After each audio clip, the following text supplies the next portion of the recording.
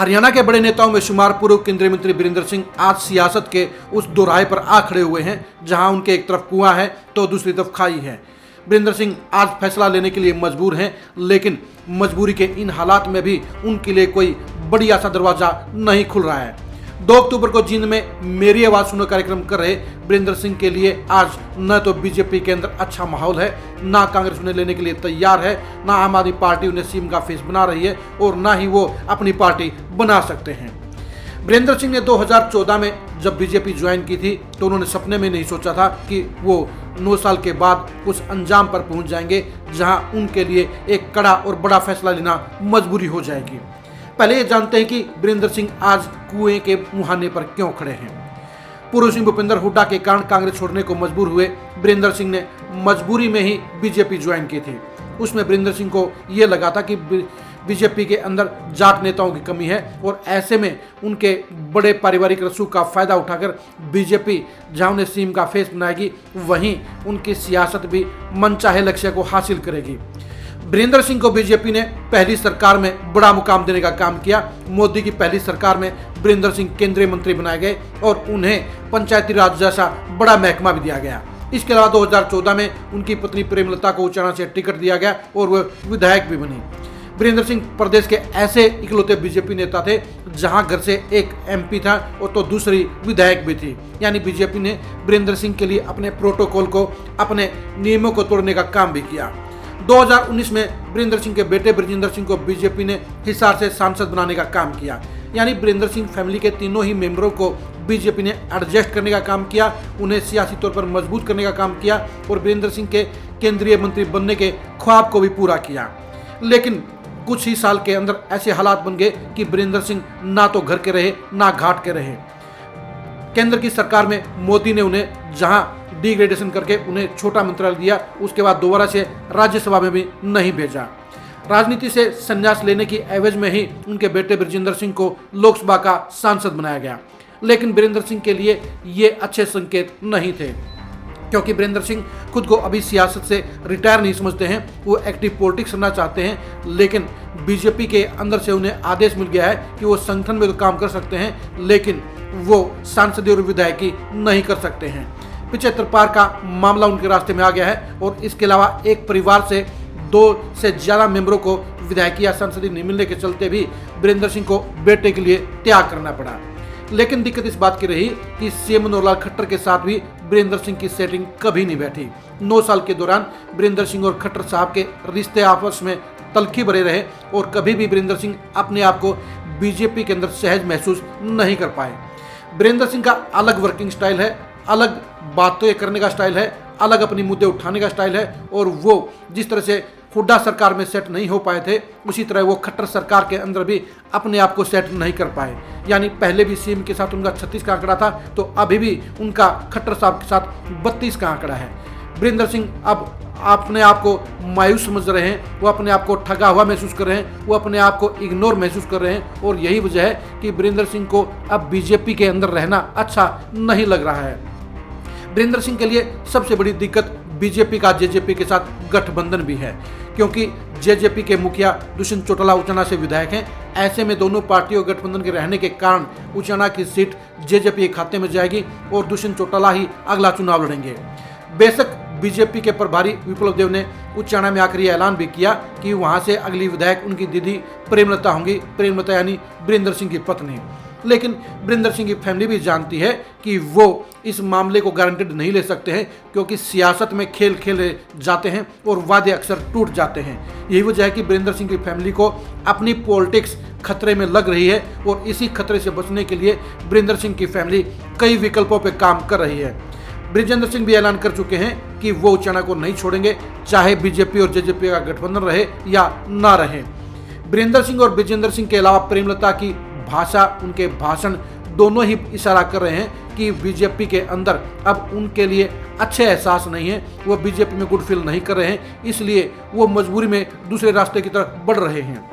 वीरेंद्र सिंह और ब्रजेंद्र सिंह दोनों को पता है कि जेजेपी के साथ बीजेपी का गठबंधन नहीं टूटेगा, क्योंकि जिस तरह से इंडिया महागठबंधन बीजेपी के सामने मजबूती के साथ खड़ा हो गया है, ऐसे में बीजेपी के लिए भी एनडीए महागठबंधन को मजबूत करना, बरकरार रखना मजबूरी बन गया है। इसी मजबूरी के कारण ही जेजेपी के साथ बीजेपी का गठबंधन रहेगा, जिसके चलते वीरेंद्र सिंह की फैमिली से उनका उचाना छीन लिया जाएगा, उन्हें अपना दवा छोड़ना पड़ेगा।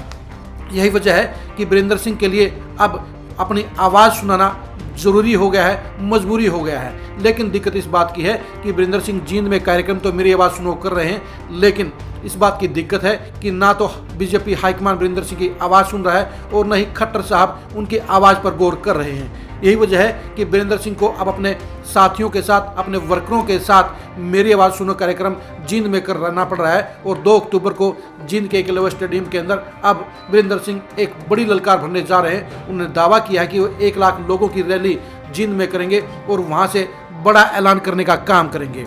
बेशक उन्होंने ये भी कहा है कि वो जींद में कोई पॉलिटिकल कार्यक्रम नहीं कर रहे हैं, लेकिन जिस तरह से वीरेंद्र सिंह ने पूरे प्रदेश का दौरा करके अपने समर्थकों को इस कार्यक्रम के लिए भरपूर जोर लगाने के लिए हिदायतें दी हैं, उससे साफ जाहिर है कि वो बड़े शक्ति प्रदर्शन के जरिए बीजेपी हाईकमान को कोई खास संदेश देना चाहते हैं।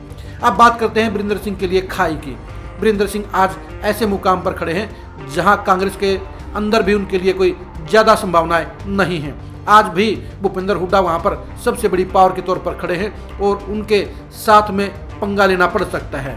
अगर वीरेंद्र सिंह भूपेंद्र हुड्डा की अगुवाई में कांग्रेस ज्वाइन करते हैं तो उनका स्टेटस डाउन होता है, और दूसरी तरफ कांग्रेस हाईकमान भी उनको अभी तक अच्छे संकेत नहीं दे रहा है, उनको अच्छे रिस्पॉन्स नहीं दे रहा है। यही वजह है कि कांग्रेस के अंदर एंट्री की वीरेंद्र सिंह फैमिली की संभावनाएं भी अटकी सी नजर आती हैं।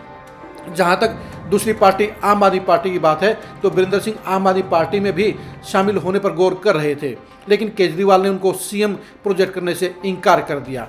अब वीरेंद्र सिंह सीएम के बगैर तो मानने वाले नहीं हैं। उनका सबसे बड़ा ख्वाब जो अधूरा है वो हरियाणा का सीएम बनने का है, लेकिन केजरीवाल साहब ने साफ तौर पर इनकार कर दिया कि उनका आम आदमी पार्टी में तो वेलकम है, लेकिन वो उनको सीएम प्रोजेक्ट नहीं करेंगे। ऐसे में वीरेंद्र सिंह के लिए अब तीसरा विकल्प सिर्फ अपनी पार्टी बनाने का है, निर्दलीय तौर पर चुनाव लड़ने का है।